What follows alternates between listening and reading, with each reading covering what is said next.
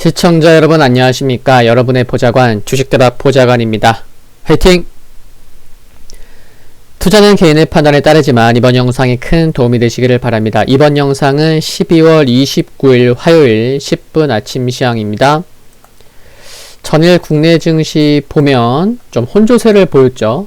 그래도 코스피 강보합 보였고 코스닥은 약보합으로 마감했습니다. 상승보다는 하락 종목 수가 약 600여 개 많았던 하루였는데요. 수급을 보시면 수급을 바로 봐보겠습니다. 코스피 3일 연속 3거래일 연속 개인의 매도가 나오는 가운데 매도 금액이 점증하는 그런 모습이었죠. 그렇죠? 근데 기관의 매수, 외국인의 매수로 개인의 물량 다 받아내는 모습이고요.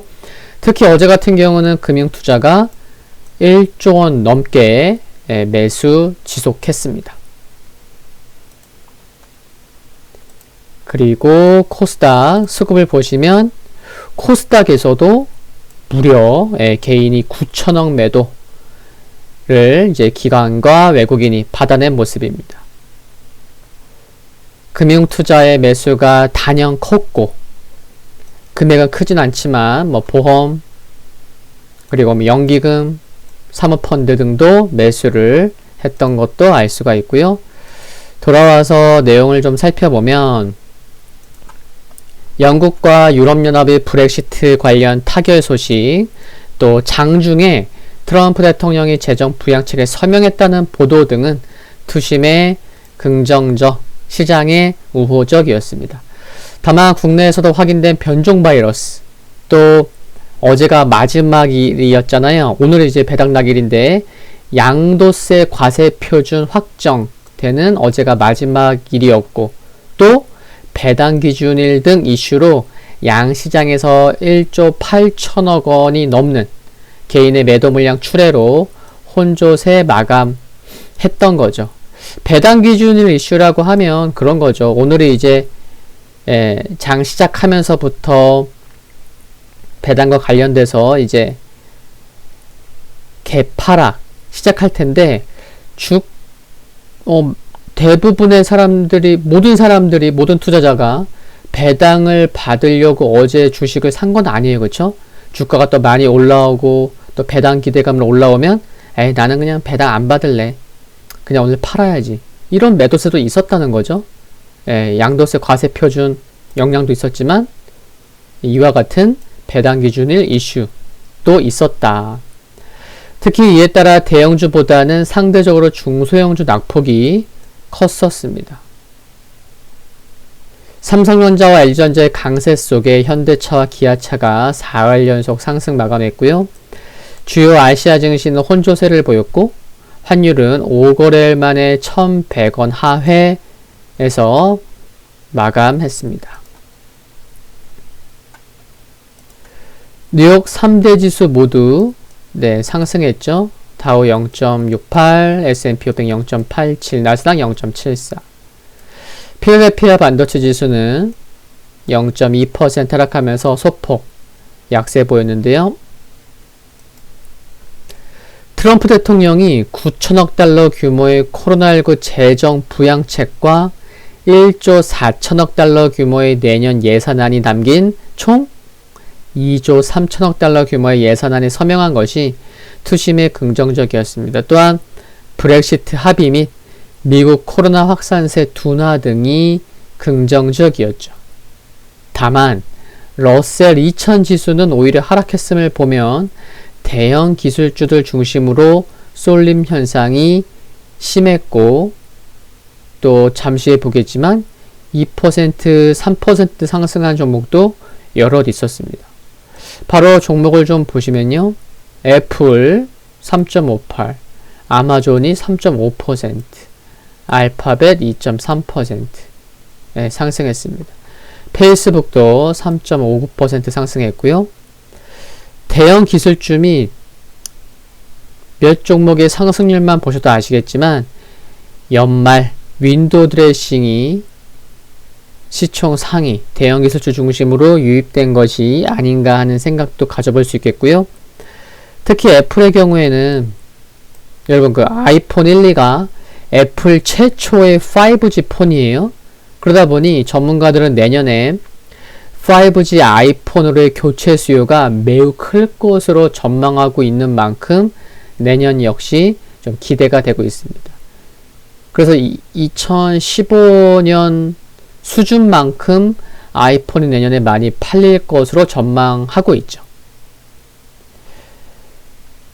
모더나가 9.72% 하락폭이 컸고요. 화이자도 좀 하락했고 존슨앤존슨은 강보합 보였죠. 니콜라가 최근에 연일 급락하더니 오늘은 다시 한번 또 이제 급등하는 반전의 모습을 보여주기도 했습니다. 대형 기술주 중심의 상승이 있었지만 코로나 확산세 두나미 부양책 서명 소식으로 여행, 항공주도 상승세를 보였고요. 유럽 증시는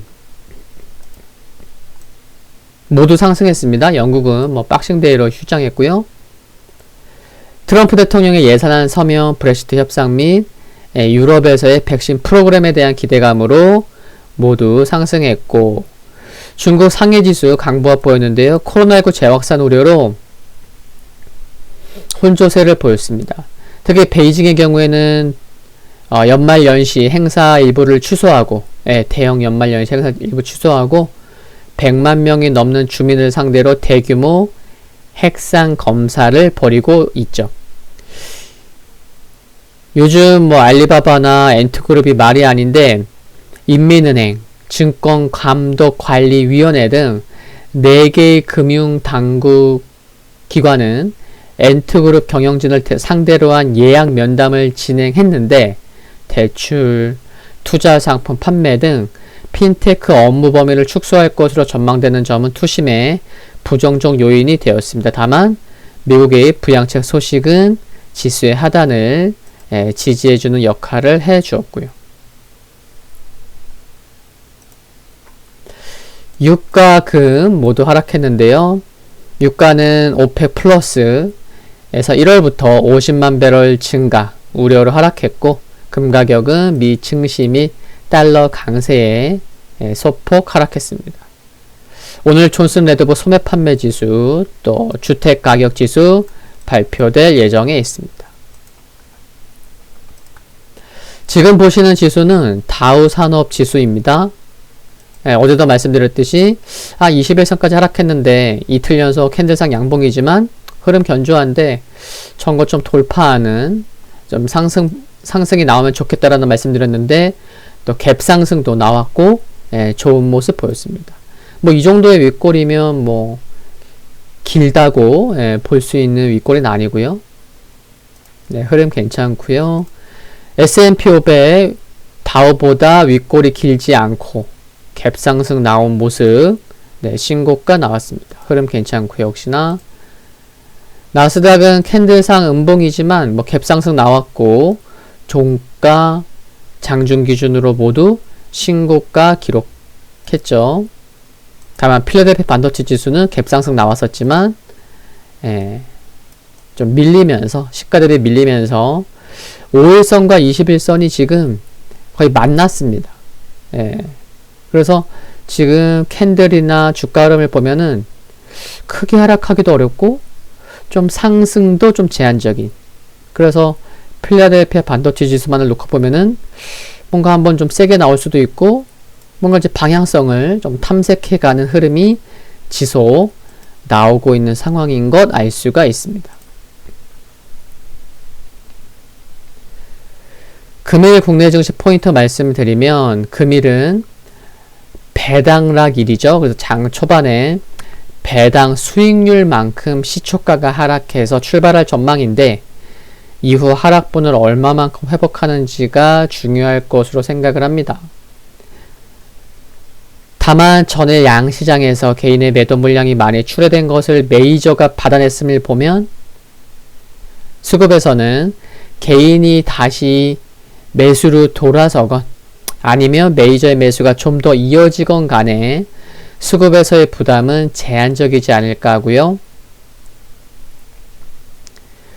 최근 지수의 상승에는 삼성전자 및 일부 소수의 종목의 중심으로 지수가 상승한 영역이 크긴 하지만 올해 코스피 200 기업이 배당 성향이 처음으로 30%를 넘어설 것으로 예상이 되고 있고 내년 실적 개선에 따른 이익 증가, 원화 강세, 또 과거와 다른 IT, 헬스케어, 커뮤니케이션과 같은 신성장 산업의 비중 증가 등은 여전히 긍정적인 부분으로 볼 수 있습니다. 이제 오늘 지나면 2020년도 증시도 하루밖에 남지 않았는데요. 내년 상반기 중에는 조정이 좀 있을 것으로 예상이 되지만 어느 때건 일일비하지 않는 즐거운 투자를 하시기를 바랍니다. 오늘 10분 아침 시장은 여기서 마무리하겠고요. 화이팅 하시고요. 구독과 좋아요 부탁드립니다. 다음 영상에서 뵙겠습니다. 감사합니다.